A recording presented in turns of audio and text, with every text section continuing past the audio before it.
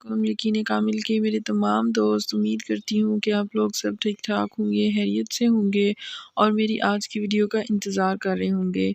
दोस्तों, हमेशा की तरह आपकी खिदमत में आपकी ये बहन बहुत ही अच्छा एक अमल लेकर हाज़िर हुई है, लेकिन इसको बताने से पहले आपसे एक छोटी सी रिक्वेस्ट है कि आप मेरे इस चैनल को लाइक करें, सब्सक्राइब करें और वीडियो को एंड तक देखना नहीं भूलिएगा।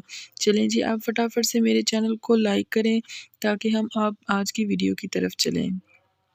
आज की वीडियो में मैं आपको एक बहुत ही अच्छा अमल बताने जा रही हूँ।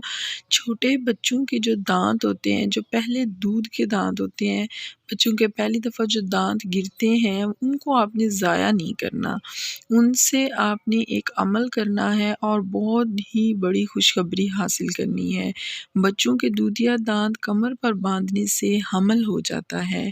अगर किसी का हमल ना होता हो या ठहरता ना हो या अबॉर्शन हो जाता हो, तो बच्चे के दूध के दांत किसी कपड़े में या चमड़े में सी कर पेट पर बांधें, तो इंशाअल्लाह ताला अल्लाह अपना करम करेगा और आपको जल्द ही एक खुशखबरी देगा, अपनी नेमत से आपको नवाजेगा।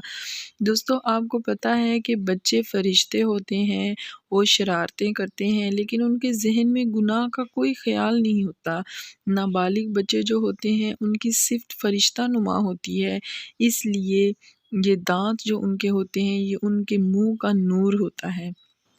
तो आपने बच्चों के दूध के दांत जब गिरें तो ज़ाया नहीं करने, उनको संभाल कर रख लें। और जिस औरत का हमल ना होता हो या ना ठहरता हो या होकर कोई मुश्किलात पेश आती हों, तो उसके आपने सी के चमड़े के अंदर ये दूध का दांत बच्चे का उसकी कमर पर या पेट पर बांध देना है।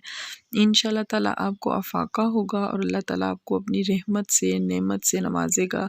हमारी वीडियो को एंड तक देखें और इसको आगे शेयर करें। हमें अपनी दुआओं में याद रखें। जज़ाकल्लाह जी।